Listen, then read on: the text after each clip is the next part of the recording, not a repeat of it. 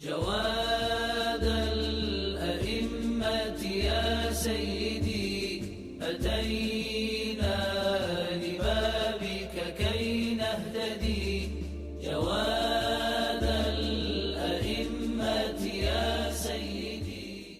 بسم اللہ الرحمن الرحیم. ناظرین السلام علیکم، میں ہوں آپ کا میزبان ذیشان علی. ہماری اس پیشکش میں آپ سب کا استقبال ہے. ناظرین، آج ہم اس ہستی کے پیغامات سے اپنے نفس کی اصلاح کریں گے کہ جو تقوی کی اس منزل پر ہے کہ جس کا لقب ہی تقی ہو گیا. ہم بات کر رہے ہیں حضرت امام محمد تقی علیہ السلام کی، جن کی آج تاریخ ولادت ہے. حضرت امام محمد تقی علیہ السلام بھی اپنے اجداد کی طرح دنیا کے تمام علم اور فضائل و کمالات کے حامل تھے. آپ نے ایسے علم کے دریا بہائے، صرف آپ کے چاہنے والے ہی نہیں بلکہ مختلف ادیان کے لوگ بھی آپ کی غیر معمولی صلاحیتوں سے حیرت انگیز ہیں. کم سنی میں ہی آپ کی بہترین سیرت و کردار اور علم کے چرچے ہونے لگے. دور دور سے علماء اور فقہا آپ سے مناظرے کرنے کے لیے آتے اور آپ سے بہت ہی مشکل اور پیچیدہ سوال پوچھتے، جن کے جواب آپ ایک تجربے کار کی طرح بہت ہی آسانی سے دے دیا کرتے. تاریخوں میں ملتا ہے کہ آپ سے 3000 مختلف قسم کے مسائل پوچھے گئے، جن کے جوابات آپ نے بہترین انداز میں دیے. تمام ائمہ طاہرین علیہ السلام میں امام محمد تقی علیہ السلام کی زندگی بہت ہی مختصر رہی.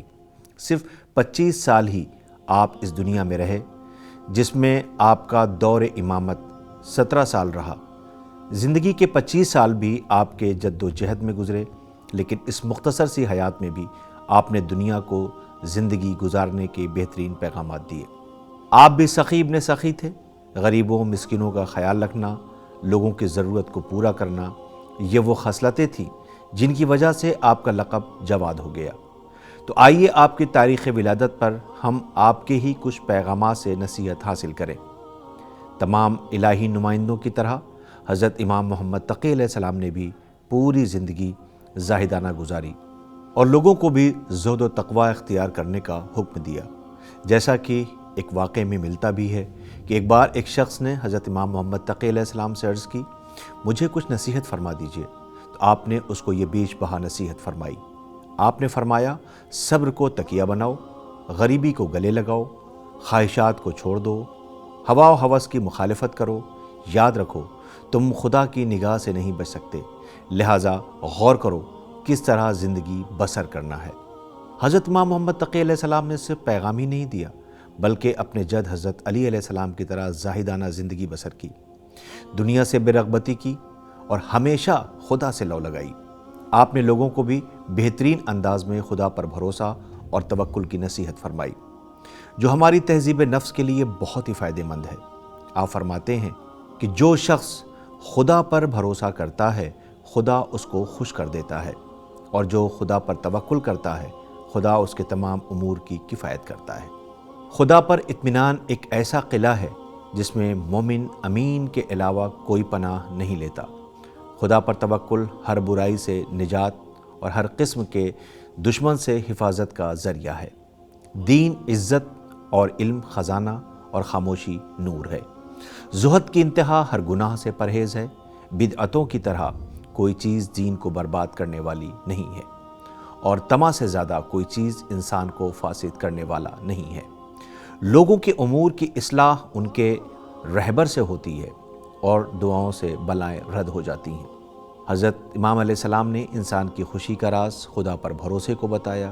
واقعاً اگر انسان اللہ پر بھروسہ رکھے تو خدا کے فضل و کرم سے اس کے سارے کام آسان ہو جاتے ہیں جن کے لیے انسان پریشان ہوتا ہے. اس لیے آپ نے خداوند کریم پر اطمینان کو قلعہ کہا ہے کہ جو اس قلعے میں چلا گیا اسے ہر برائی سے نجات مل جائے گی، ہر طرح کے دشمن سے حفاظت ملے گی. مگر یہ کب ہوگا؟ امام علیہ السلام نے بتایا کہ یہ اس وقت ہوگا جب انسان دین کی پابندی کرے گا، علم حاصل کرے گا اور خاموش رہے گا، کیونکہ دین کی پابندی میں عزت ہے اور علم روشنی ہے جس میں انسان حرام و حلال، اچھائی و برائی میں فرق پائے گا. یہ تب ہوگا جب انسان زہد و تقوی حاصل کرے گا، لالچ کو ختم کرے گا. زہد و تقوی انسان کو گناہ سے روکتے ہیں. اس لیے ایک جگہ پر آپ فرماتے بھی ہیں کہ خداوند عالم نے کچھ انبیاء کی طرف وحی فرمائی کہ تمہارے دل کی دنیا سے اچاٹ ہو جانا تم کو جلد راحت و آرام پہنچانے والا ہے، اور تمہارا میری طرف متوجہ ہو جانا اور دوسروں سے منہ موڑ لینا تمہارے لیے باعث عزت ہے جو میری طرف سے تم کو حاصل ہوئی ہے۔ مگر یہ سب چیزیں تو خود تمہارے اپنے لیے تھیں، لیکن سوال یہ ہے کہ کیا میری خاطر تم نے میرے کسی دشمن سے دشمنی مول لی اور میرے کسی دوست سے میری خاطر دوستی کی؟ امام علیہ السلام کے اس قول سے دوستی اور دشمنی کی اہمیت کا اندازہ ہوتا ہے کہ دوستی اور دشمنی میں بھی خدا کا خیال رکھنا چاہیے، کیونکہ بہت سے دوست اور دشمن انسان کو دنیا کی طرف لے جاتے ہیں اور بہت سے دوست اور دشمن انسان کو خدا کی طرف لے جاتے ہیں۔ لہٰذا اگر زہد اختیار کرنا ہے اور دنیا سے منہ موڑنا ہے تو خداوند کریم کے دوستوں کو دوست اور خدا کے دشمنوں کو دشمن بنائیے۔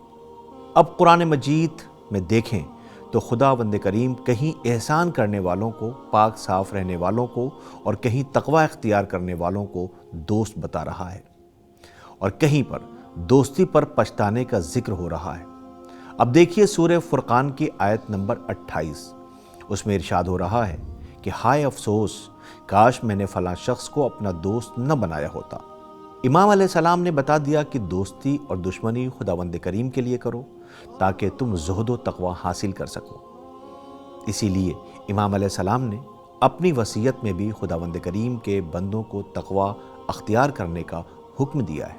آپ فرماتے ہیں میں تم کو تقوی الہی کی وصیت کرتا ہوں، اس لیے کہ اس میں ہلاکت سے بچت ہے اور وہ آخرت کے لیے غنیمت ہے۔ بندے کی عقل نے اس کو جس چیز سے دور کر دیا ہے، تقوی کی وجہ سے خدا اس کو اس کے شر سے محفوظ رکھتا ہے۔ تقوی کے ذریعے اس کی جہالت و اندھے پن کو دور کر دیتا ہے۔ نوح اور ان کی کشتی کے ساتھی تقوی ہی کی وجہ سے طوفان سے نجات پائے اور تقوی ہی کے سبب صابرین کامیاب ہوئے۔ ناظرین، حضرت امام محمد تقی علیہ السلام کی یہ وہ نصیحتیں ہیں کہ اگر ہم انہیں اپنی زندگی میں شامل کر لیں تو ہماری دنیا اور آخرت دونوں سنور جائے۔ حضرت امام محمد تقی علیہ السلام کی ولادت کے موقع پر آئیے ہم سب یہ عہد کریں کہ ہم ان کے پیغامات اور وصیت پر اور ان کی تعلیمات پر ہم عمل کریں گے تاکہ ہمارا شمار بھی امام علیہ السلام کے چاہنے والوں میں ہو جائے۔ پروردگار عالم ہم سب کی توفیقات میں اضافہ فرمائے اور ہم سب کو امام علیہ السلام کے پیغامات پر عمل کرنے کی توفیق عنایت فرمائے۔ تو ناظرین، وقت ہو چکا ہے اگلے پروگرام کا، ہمیں اور ہماری ٹیم کو اجازت دیں، انشاءاللہ ہماری پھر ملاقات ہوگی، تب تک کے لیے خدا حافظ۔